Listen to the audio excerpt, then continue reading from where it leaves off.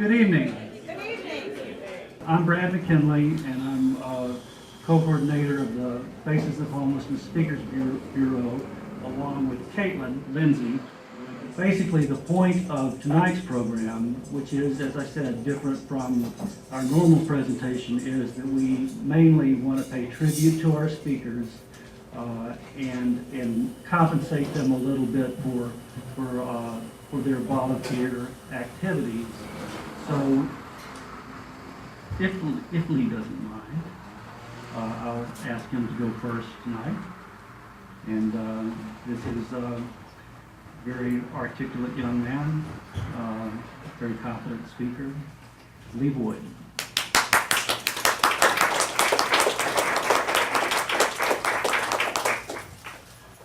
Thanks, Brad.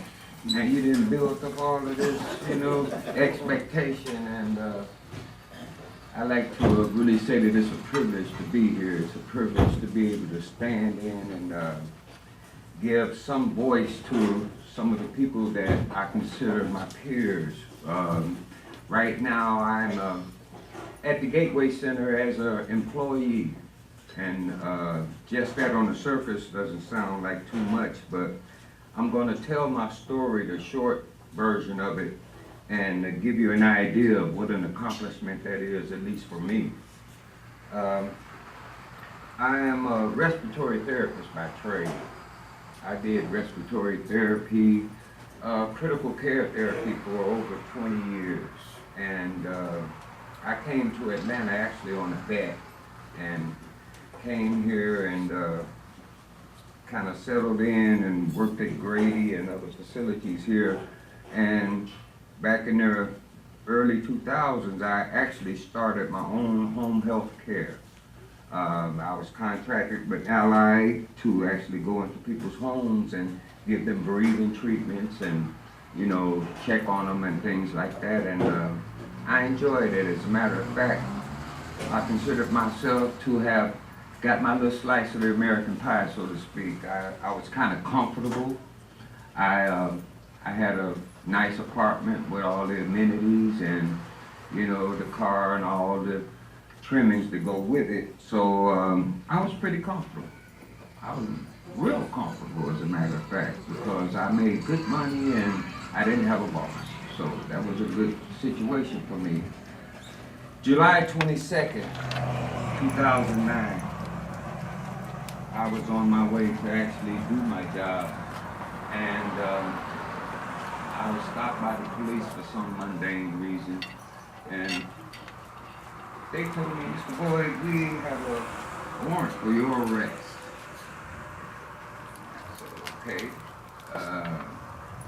somebody want to tell me what it's for? And they said, we have a child support warrant for your arrest. And I was drinking coffee and almost spit in his face, laughing and the ridiculousness of it, because the child that they identified was actually almost 30 years old at the time, and I had been a custodial parent since she was 8. So therefore I just knew, I said, well, let's do this. We'll go around and, y'all find a snafu and, I'll go on back to what I was doing. 72 days later, in DeKalb County Jail, they opened the door and said, Mr. Boyd, we made a mistake, and we apologize, but you got to go now. And as I stepped out the door, the realization came in that I had nothing to go to. I lost everything. In that 72 days, I lost my apartment, I lost my car, I lost my contract, I lost all my trimmings, and I was, destitute, so to speak. I had previously done some volunteer work down at Gateway and had went through a short transitional period when they first opened, and had used the facility myself. And I was one of the guys that used to come down there and get a couple of guys to go and do a little yard work or help me with a project and so forth. So I knew about the Gateway Center, and I had a choice of either going back home with my mother, who is a federal agent and real rigid to live with, okay? Or going to the Gateway Center, you know, which I knew some people there and, you know, knew how the system was. And so I made the choice of, I needed some time, because the anger that built up in me, man, I can't even describe it. I was angry, I was hurt, I was disappointed. I mean, the whole gamut of negative feelings I went through. But it was a humbling experience to walk through that door and to go up there and say, hey, y'all, I'm homeless. It still touches me today, because the feeling, it was like nothing I can describe. And I went in there with one set of emotions, but I can truly say that having that time, that short period of time to kind of catch my breath, and then I looked around and I saw people that had stories that made mine look real small, you know. I saw people that were there for all kind of reasons, and to fast forward, I got involved. I started doing things. I worked my case manager, even today when he sees me, he's just, you know, does this, because I worked my case manager, and that was channeling that anger. I knocked on doors, I went downtown, I went to people who had no, they weren't even in my field, but I was asking for jobs. Every agency and every availability that I could find, I did that, and it was just channeling that energy to keep me from hurting somebody or myself. And so, as time went on, you know, Gateway, I was getting ready to leave. It was several months later, I was getting ready to leave, and they told me something about an RA program. I had no clue what that was. It was basically a live-in resident, you know, to help support the staff. And, you know, I still wasn't totally clear on what I was going to do from that point, so I bought myself a little more time and got involved with that. And again, I'm channeling this energy, and looking back, I realize now that I had my hands in everything. You know, I met with the programs manager a couple of days ago, and she started reading off the stuff that I had did, and whoa, you know.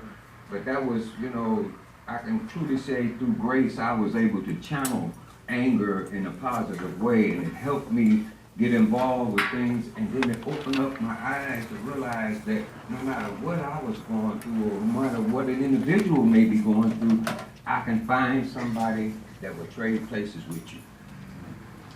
That's what really struck me. You know, my problems got real small after I got a chance to interact with some of the people that were in the same position, so to speak, as I was. So then I got a chance to see that energy and where I was channeling it was actually helping in some cases. And so that re-energized me even further.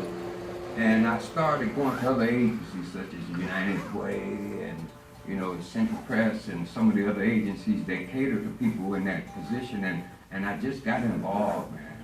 I threw myself into it, and opportunities availed themselves. I was able to go for special training for what's called a CPS. That's a peer specialist. That's somebody that's been through it and can look back and find somebody that's going through it and help them make it through it. And so that was something, and the ball just fell in place where I am currently a former client at the Gateway Center that they hired full time, and that's very rare to happen. And so now I'm in a position of being homeless at one time to now helping people find homes, and it's a great situation to be in. I can't tell you how rewarding it is to see myself come through that door many times during the day, because my office is right at the front door. So I see me come through the door many times during the day. And I got an insight. One of the things I learned in my classes were the most precious gift that I have is my own experience. And so when I see people going through that struggle, I can relate so well, and that's why I encourage some of the other guys to get that training, because once you learn how to take what you've been through, and that's for anybody, take what you've been through and be able to apply it to help somebody else that's going through a similar experience, That's what the human being experience is all about. That's how we can really become a community. And so when Brad and them asked me to share my story on a regular basis, I've been going out with them. I would have a little apprehensive, but one of the things that we try to do in the Speakers Bureau is to bring forth the actualities of homelessness. My concept, even before I gained knowledge of what it was like to go through it myself, my concept of what a homeless person was and the actual facts were so different, you know. And so one of the things that they asked me to stress was the fact that not every homeless person is a drug addict or alcoholic. In that facility where I work today, I had the opportunity to actually work with a doctor with a 6-figure salary that was homeless, okay? So I tell people that it's just, we're all just a natural disaster away from actually being in that position ourselves. I mean, just anything can happen and we can all find ourselves in a desperate situation like that. And so I feel proud to be able to support not only the facility that deals with that situation, but also be able to help illuminate the fact that what people actually think homelessness is and what it actually is many times is just the opposite. And a lot of people in our community are suffering because of the current economy, are suffering for various reasons and find themselves in that position, and it's a hopeless feeling. And the people that have the degrees, man, if it wasn't for them, I wouldn't have gotten the support and direction that I needed. But what's really, really important, and I think what's really helpful for people that are going through it, are the people that have been through it. And so therefore, I take great pride and consider it a privilege to be able to speak on behalf of the people that have went through it and are currently going through it.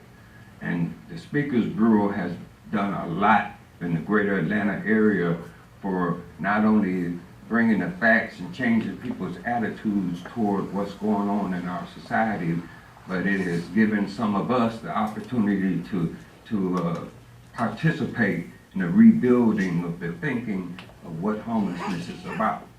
And so therefore, I am proud to be here. Thank you for the opportunity, Brad, and the privilege to be a part of something positive, because I'm gonna tell you, I've met some people who went through a similar experience that I went through, and some of them ain't coming out so good at the moment, okay? So I consider myself not lucky, but I consider myself blessed and endowed to be able to come through this and be able to be a positive influence on people that are going through a similar experience.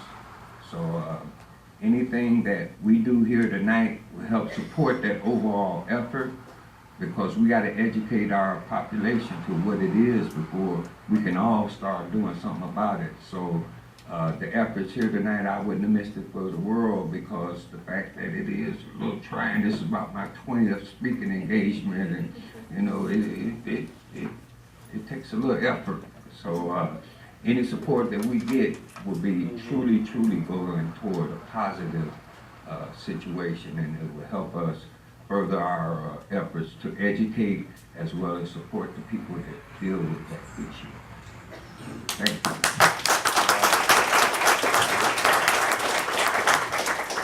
Thank you, Lee. I wanted to say that, you know, the Speakers Bureau in Washington has been in existence for 20 years, and the Speakers Bureau in Atlanta has been in existence for about 2 years. But we have more speakers than any other Speakers Bureau in the country. And it's just amazing the way they come forward, the way that Lee came forward, the way a lot of our other speakers come forward. They're just really eager to tell their stories.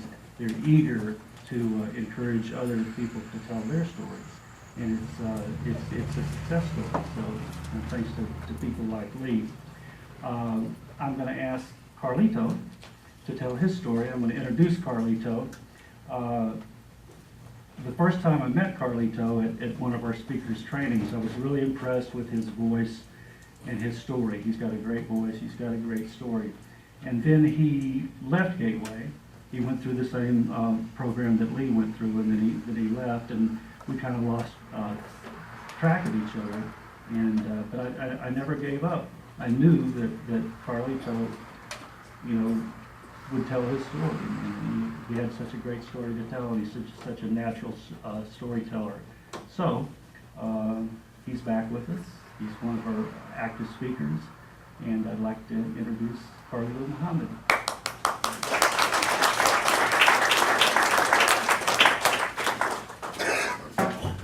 Good evening, everyone. Good evening. Let's give a better round of applause to Brother Lee, because he really did a really good job.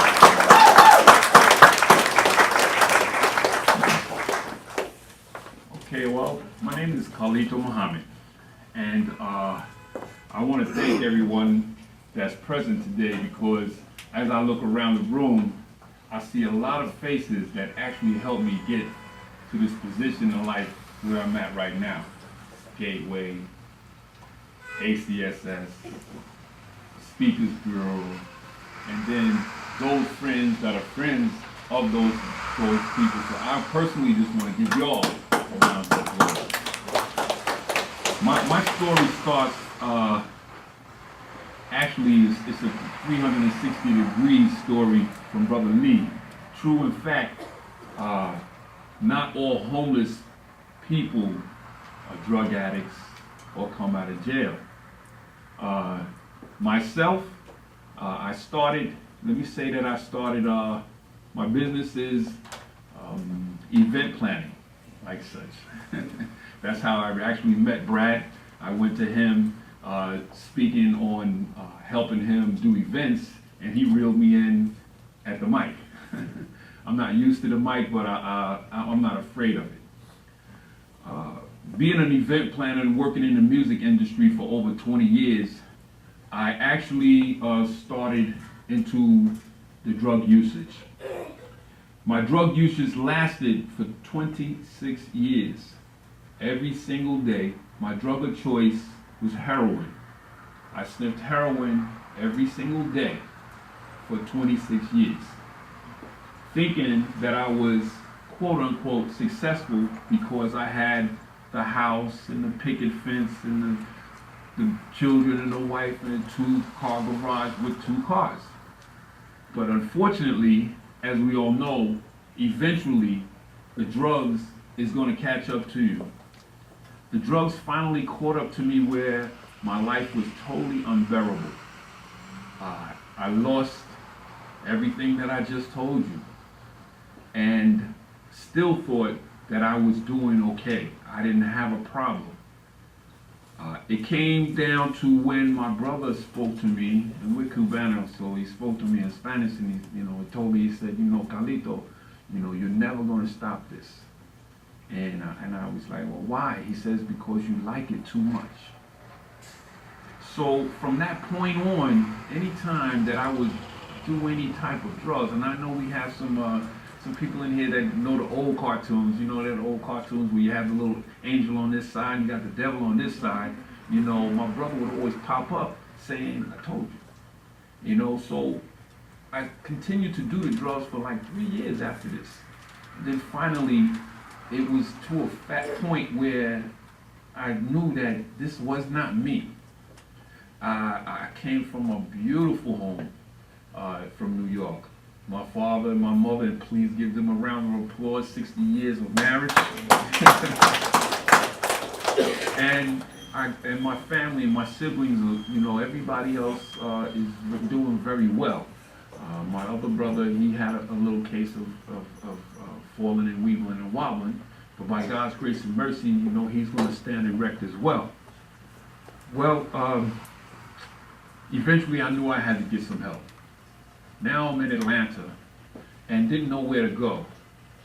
Lost the house, so I just found out through the studies in Gateway and in ACSS that, just because you're staying at someone else's house, you still can be homeless, sleeping on someone else's carpet, sleeping on their couch, all of that. So, I found myself doing that, not thinking I was homeless and things of that nature. Eventually, I was out on the street. because of my foundation, which I thank God for, that was built, I knew that I had to do something. So I went to a place called Jefferson Place. And Jefferson Street is a shelter for men. It's a overnight shelter for men. And when I was online with my belongings, I actually came late. I didn't know what time the time was to report in. There was about 4 other guys in front of me. And when the guy was come to the door and he'd say, "What can I help you with?" And they said, "Well, you know," and the guy said, "Well, I'm sorry, you're gonna have to come back tomorrow at 3 o'clock and then you could get in." Then he would go to the next guy and he said the same thing. Then the next guy, he said, "Well, you're in a program." The guy said, "Yeah, I'm in a program. I was here last night." And he said, "Well, hold up, Ray." And he went and we checked and he said, "Look, yeah, you're in the program, but you know, because of the rules and regulations, if you miss a day, you can't come back the next day." So he closed the door on him. He told me, "I'll be right back." He closed the door. Here it is, I'm here. 4 people ahead of me, got turned away. And I'm thinking, what am I gonna do? So when the guy came to the door, I went to my foundational roots and told him, "Brother, I am a drug addict. And if you have any God in you, I will sleep on the bathroom floor because I cannot spend one more day in this street. If I do, I'm gonna die." He said, "Wait right here, brother." He closed the door. He told me to go sit down on the park bench. I sit down on the park bench and I waited for maybe 10, 15 minutes and another guy came and he said, "Hey." So I came, he said, "No, go get your bags." I went got my bags. And that's how my recovery started. My recovery started there, and let's just say, yes, I did drugs, heroin for 26 years, but I'm embarking now on an 8-year clean anniversary.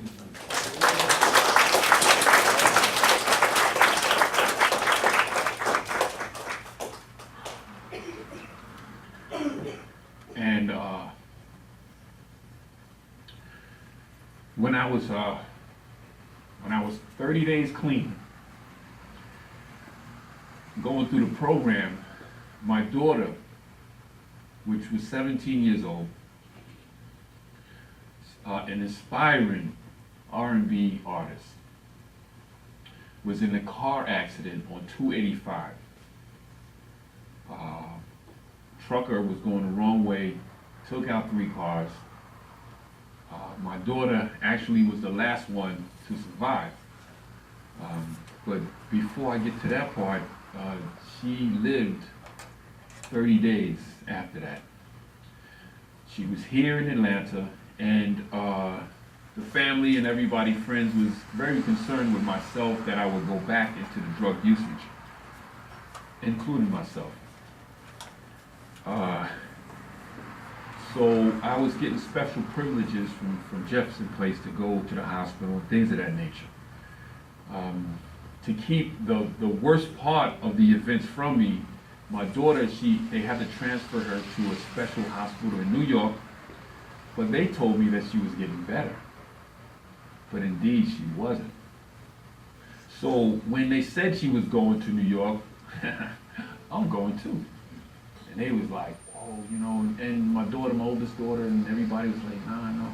And then my daughter on that gurney, that's why I know God is good, because she's an angel. And let me say this, I know that I'm okay with it because everything she touched turned to gold. She said, "No, Poppy, stay here. I'm going with Big Papa. My father, and you. I'm proud of you. I'm proud of you. Keep doing what you're doing. I'm proud of you." And I said, "Okay, I'll stay." But she knew I was lying. She said, "No, Poppy, for real. I really want you to stay." So I stayed. I promised her, and I stayed. 4 days later, she passed. And I didn't know what to do. That's when the agency, which was St. Jude's, that I was going to, they asked me to come and be an inpatient now. So So I agreed, and I stayed there, and that just strengthened me to continue my quest to do right for myself. One thing that I did notice though in coming into this is that the drugs accumulated with bad decision making. That was my problem.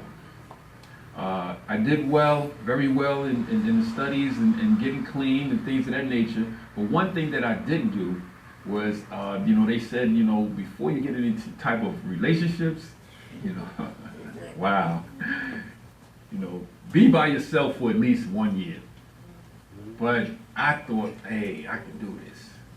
So I went to go across the grain, and that's when I really found out what homelessness was about. I went to Gateway, and I met all these beautiful people. I met Fred, counselors are back there. I met everybody. And one thing that I said that I would always do was I was going to do their program because my program surely was not working. So when I did the program, I was introduced to ACSS. I went through ACSS, and right now, ACSS, I graduated. Brad said I left, but I graduated from from Gateway, and I graduated from ACSS. I thank God for all of those establishments, because without you, I know that I would be dead. Period. I was blessed with a home. I was blessed with a beautiful job. And I always wanted to do something to give back, even when I was doing stupid things with bad decisions. So I contacted Brad once again. Brad told me what he was doing, and he wanted me to speak, and I had no problem with it. Along with that, my oldest daughter said, "No, Papi, you need, you're strong, and I know you can do it. Get it, do what you do, event planning, and do what you do, and do it for the betterment of what you're walking." So at this point right now, I'm formally working with the Speakers Bureau, and I have 3 businesses that I work with as well. 2 of them are my own. One is Lights, Cameras, and Fashion, which actually highlights up-and-coming positive artists in the Atlanta area and around the world as well. What we do is it's an international, it's an internet radio program. We get over 4,000 hits every program. Comes on every Wednesday. During the time that I was in St. Jude, I actually wrote a book called Universal Justice that actually is on sale right now for Lulu.com. I don't see nobody with pens out here. And it's been I've been very blessed at having over 500 sales right now. So I thank God for that. As well as Diamonds and Jizz modeling and promotions. So we're trying to, basically I've been through that area and that arena on the negative end, so I'm in the arena right now on the positive end to make sure that goals stay in the right narrow. The last, not the last, another thing that we have going is I am in partnership with my brother here, JT, and we own a call center, and it's called Adders Publishing, and we actually are formulating the arrangements so that we can employ those that have been homeless, that are actually looking for jobs, so that they can be able to learn a profession and earn an honest living. So we right now are formulating right now. Actually, we have a few interviews next week by God's grace and mercy that will start the program off. The last thing that we do have going on is we have a 24-hour telethon that we're going to be having May 19th that will be benefiting homeless mothers with children, and homeless veterans. And I'm proud to say that the Speakers Bureau, they actually one of the sponsors. The recipients will be of the Jamal Addison Foundation, Jamal Addison being the first gentleman that lost his life in the war from Georgia, and the Stoners Homeless Prevention Organization, which is doing a whole lot of work out here to help the homeless, housing them and feeding them, clothing them, and finding reputable work. I say all that to say that homelessness is a time for it to really be made aware. Yes, just like Brother Lee said, they're not all drug addicts. Unfortunately, a big percentage of them are. And they have to be attacked in many different ways. These agencies that I went through, they know what they're doing. It's up to the individual to really want to get up after that. So I come to you from the Speakers Bureau to say that any type of support from you and your friends and your family and organizations that you do know that can give to help us to be able to crisscross this country in order to be advocates of homeless awareness would be well appreciated. I want to thank everybody for allowing me and giving me the time to speak in front of you. And all the agencies here. All right? Thank you very much.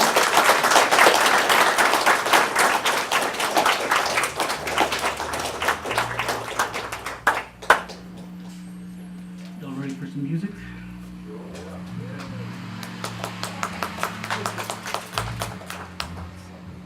Y'all sure didn't act like it. Bring it on.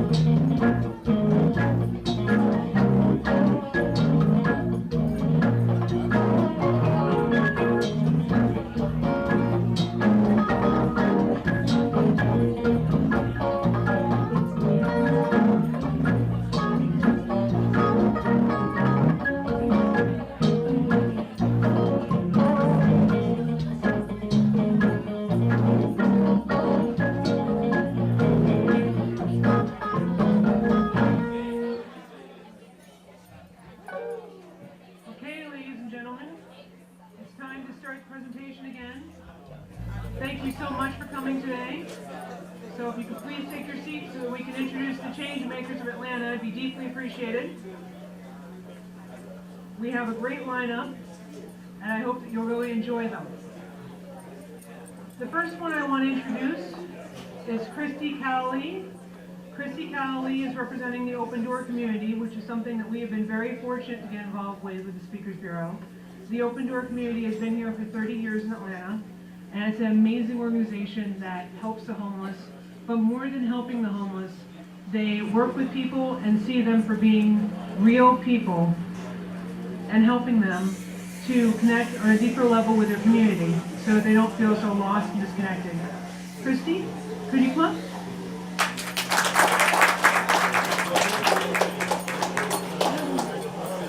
Hi, I'm Christy, and I'm representing the Open Door community tonight. We have been there for 30 years. It was founded by Ed Lauren and Murphy Davis.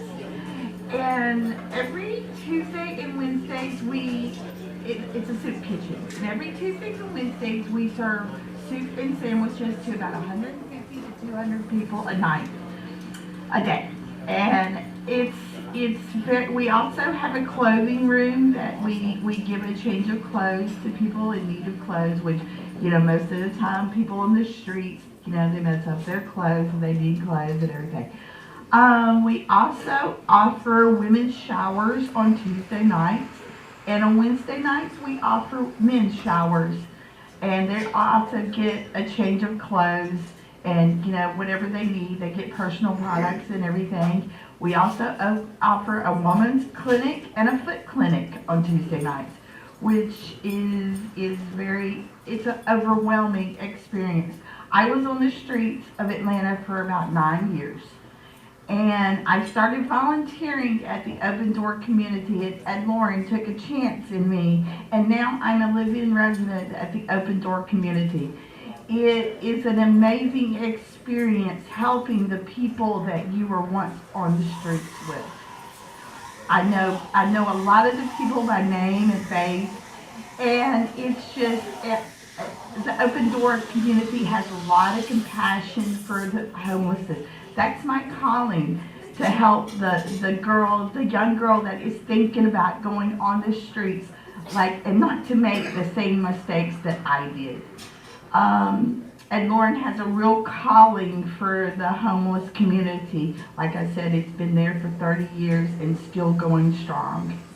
And it's just a great organization. It gives a lot of, we offer a lot of services to the homelessness. We give out martyr cards to people going, to doctor's appointments.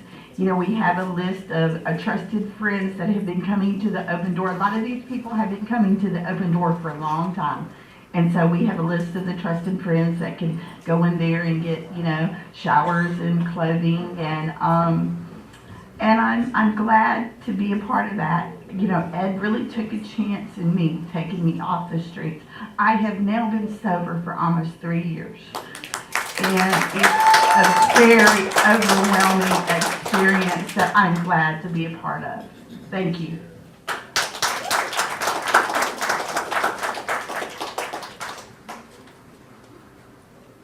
In addition to the Open Doors work with the homeless, they also do a lot of work around the death penalty. They regularly go and talk and support death row inmates here in Georgia and protest the death penalty here in Georgia. They do a lot of political action to help the homeless in Georgia. One of the reasons why we now have public toilets over at Piedmont Park is because of the Open Door community. They're actually really one of the reasons why we have shelters in Atlanta, because back in the 80s, Atlanta wasn't even willing to acknowledge its homeless problem, which at that point was estimated to be around 2,000 people. And now low estimates say 7,500 due to the point in time count that was taken in January. So the Open Door community deserves all the support it can possibly get, and we're honored to work with them. The next person I'm going to introduce is Mitzi McNeil. Mitzi is fabulous. She's the board director of Atlanta Outreach, and Atlanta Outreach is doing something unbelievably important in Atlanta, which is working to permanently house people who suffer from chronic homelessness. They have over a 75% success rate, and I just want Mitzi to come up and talk about her experience and what got her involved here with Atlanta Outreach.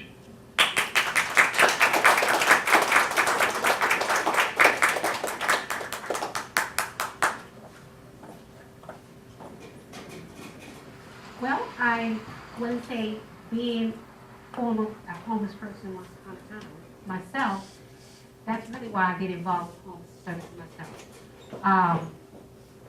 Atlanta Outreach Project to me is the dream that I've always dreamed to do, the things that they do there. I met David through a young lady by the name of Mary, who Mary attended school with me. We was going to class, talking about she got this new job. She was excited about working at the shelter, and she kept telling me all the things that she wanted to do and bring, and I kept giving her great ideas, and she kept saying, why don't you just come and just come help? And I kept saying, well, I don't really want to help. I just want to give you some advice. But one day I decided that I wanted to go to just see what she was doing. They invited me to a meeting. They asked me to tell about who I was and the things I have done over the years. And then they was taking these votes. And when they was taking the votes, it was another young lady who they had asked to be the chairperson for Atlanta Outreach Project. Just when they got to the point where saying, okay, raise your hand if you want, this person as the president, that young lady put her hand up and she said, excuse me, I really don't think I should be the president. I think this young lady should be. And I'm looking at her saying, I only came to help. But yes, I am the chair. I've been the chair for about 1.5 years. And the greatest thing about being the chair is that I was in a great position at a great time. I attended school with the person who's actually gives us our funding through United Way. And to be in his class, and I had to tell him, well, let me tell you what you should do. Since I am your student, you should let me show you what you have taught me. And from that point on, everything that I've learned and the things that I've done, I try to apply it to Atlanta Outreach Project. And I see that It's not me, it's David and all the staff that work there. They put their hearts and soul in helping. And I believe that that's what you have to do. You put your heart and soul in helping. And from that, I always told them, we cannot do shelters. I do not like shelters because to me, a shelter is a box.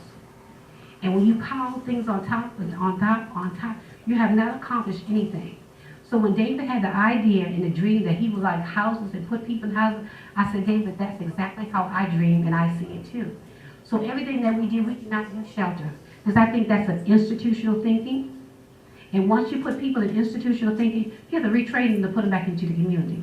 So what we do is we just take them straight to the streets, straight to a house or an apartment. Because that's where you want the people to be. That's where they came from. We don't want to make them think they feel bad. When you put people in institutional thinking mode, that's like putting them in jail. Because we've already been criticized them and told them, y'all can't think, we're going to think for you. And I know that there's a lot of people here who wanted to know about the shelter, how to help, and how to help the Speaker Bureau. When I met Caitlin, I thought, wow. I always tell Caitlin she's my barber, because back home I did have a nonprofit. And there was this young lady who worked with me, and she was fantastic. And we worked like hand in hand. So when I met Caitlin, I told Caitlin, I finally found my barber. And she's awesome. And to be doing the Speaker Bureau, I believe this is like the key focus that Atlanta needs to know about who faces do they need to see to know who is really homeless. Because like you said, a lot of people think that the person in the with a shopping cart with all the bags and all the stuff and begging you and all that, that's what they all think that that's what homeless people are. And most of the time they say, if you don't have a home here or place to stay, then you got a problem. You must didn't do what you're supposed to do. It's not that. If you listen to all these stories here today, you'll see that circumstances do happen. And when they come, you don't know what to do. And a lot of our organizations are here to represent tonight. We're here to help. And like I said, I stand here to help with anything that needs to be done to make sure that we make a difference here in Atlanta. And I believe that we can do that with the Speaker Bureau by going around from places to places and just talking and let them see the real face of who homelessness is. So I do want to say thank you for inviting me here today. And yes, we will be working hand in hand with the Speaker Bureau, because not only that, Caitlin sits on my board of directors now. So I'm excited for that too, to have that partnership. Now, I did tell Caitlin, I count the money, and it was $87. We want $100, y'all. So y'all better dig deep in y'all's pockets, because we want to be able to get to that $100 point. I know I'm asking, yes, I don't mind asking. So if you can, y'all want to, please, it is for a good cause. It really is. Yes. So that hat will go around again, and we want to get to that point. I don't care if it's a quarter, nickel, it still adds up. So put it in there, okay? So I thank you.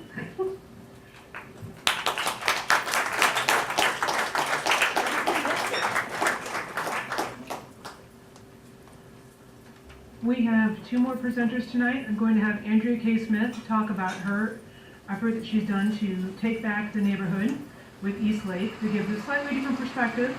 Andrea has a lot of really interesting and amazing info, and I think you're really going to want to tune into this because she was part of the revitalization of East Lake area, which many of you probably know as Little Vietnam.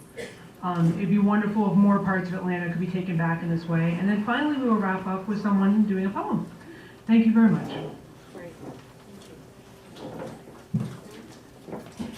I am Andrea K. Smith, and I know lots of people in the audience. It's just so wonderful to reconnect with Atlanta. I was homeless for a year and a half until 1996, and I was blessed with the opportunity through Karis Housing. And Mitzi, is your husband here? Yeah. So he's with Karis Housing, and they do some really fabulous things to help the homeless. I'm sure you know about that group. And I now own my house. It's the first house I ever owned in my life. And thank you. And it's true, the face of homelessness is not the traditional thing that we expect. And one of the nice things, if you could say it's nice, that happened for me when I was homeless was I found out when I put my stuff in storage that in that year and a half, I never once went to my storage unit for anything. And I realized that I needed to live in voluntary simplicity, and I needed to look at life in a different way. So that was like the big lesson that I got from it. And if you come to visit our Peace Center in Decatur, you will see that it's very zen, and it's very utilitarian, and it's welcoming, because we have labyrinth trails, we have a children's garden club, we've done 10 curb gardens in our neighborhood on the curbs for people to learn about gardening. We've taught recycling, we've taught art, we've got some fabulous art projects that you can look at. We just published the book online of the kids' art. And I think the most wonderful thing is that the neighbors are actually talking. So when I moved into that neighborhood in 1996, they were really afraid because the community had been called Little Vietnam. And so, you know, in your mind, imagine what that means. You know, dead bodies on the street, firebombing, drug dealing, prostitution, homelessness. And in the 15 years that I've been there, we, in collaboration, now you have to realize it's not just me, it's a whole collaboration of a community. We have increased our lighting, we've diminished the litter, because the one thing that drug dealers and criminals really like to see is darkness and trash and boarded up houses and neighbors who don't care. And of course, the beauty of the gardens really convinced them that we care. And we also have an organic garden that feeds 68 families. So if anybody wants to go on a little walking tour, I'm going to be handing out a flyer here, because one of the secrets that we learned about taking back a neighborhood is you have to do community projects that are fun. So like, we did ice cream socials. Every Earth Day for 10 years, I had an open house at my Peace Center, and we just did gardens, and everything was donated. All of our plants are rescue plants. I mean, we're at the grassroots level with no funding and lots of interest. And you would be amazed how far monkey grass stretches.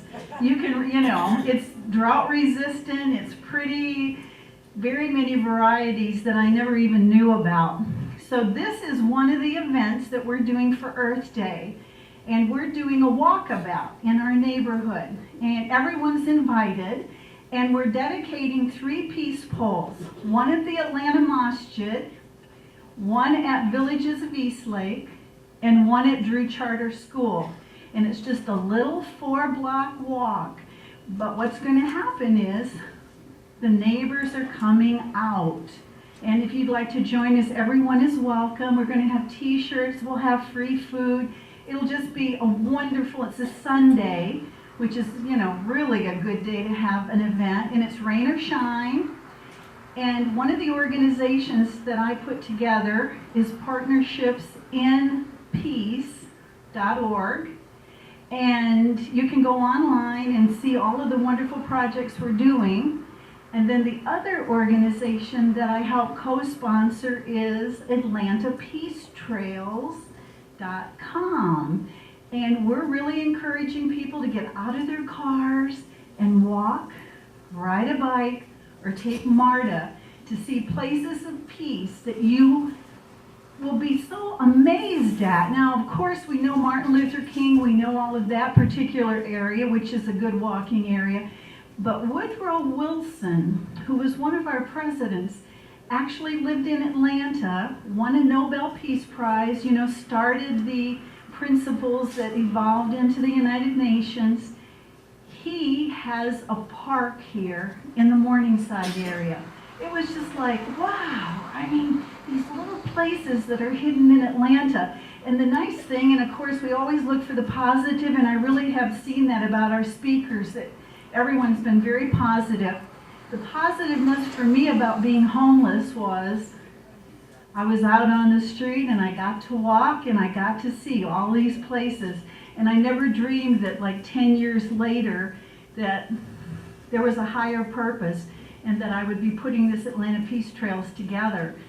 So my message to you is keep the faith and know that the homeless situation, especially in Atlanta, is working and moving very positively. There's an awareness here in this city that we didn't have when I first moved here. I've lived here 38 years. I think it's one of the greatest cities in the world. I really feel fortunate to live here.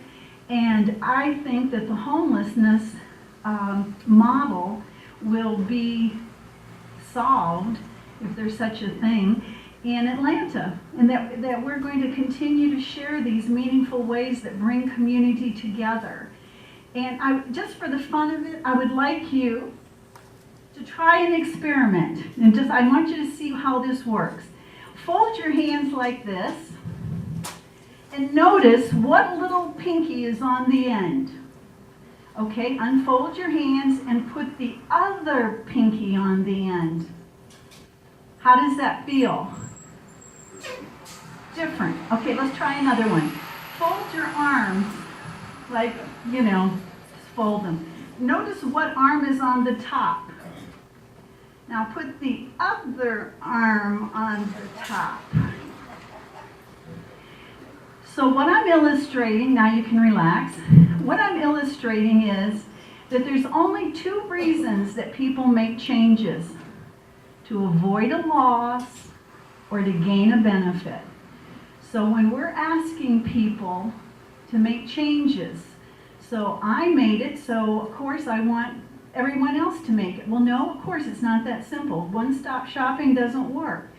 So always remember, when you're offering your help to someone, or you're thinking that you might know the answer, that you first have to tap into where they are and what their inspiration is. Like when Christy said that she had 8 years, and that represents a real commitment on her part. But then didn't she also tell us that she had people helping her? And if we ask her, we would say, what benefit did you gain? What loss did you avoid? Or even with any one of the speakers, and including myself, if you were to analyze how I was able to make these changes in my life, it was that I finally accepted responsibility, and I reached out and I asked. And that's what that exercise is about, is just accepting that everyone's in a different place. And why would you change the way you fold your hands? Because there would be a benefit. So just keep that in mind when you're out there helping people and volunteering. And I would like to give a really big applause, if I could right now, to the band, if they're anywhere around here, because I think they did a great job. And I'd also like to thank Kaylin, because I met her at a peace pole planting in January at Eastlake when we started the Eastlake Learning Gardens. And if I hadn't met her, I wouldn't be here tonight. So thank you, Kaylin.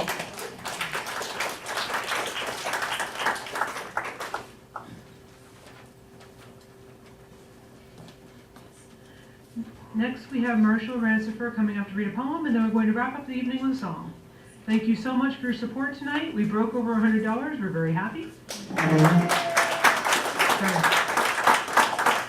Thank you for reaching deep and having coffee and doing an evening with us, and we hope to see you all again. And thank you, Jeff, very much for your great food. God, that chocolate croissant was wonderful. And now, time for Marshall.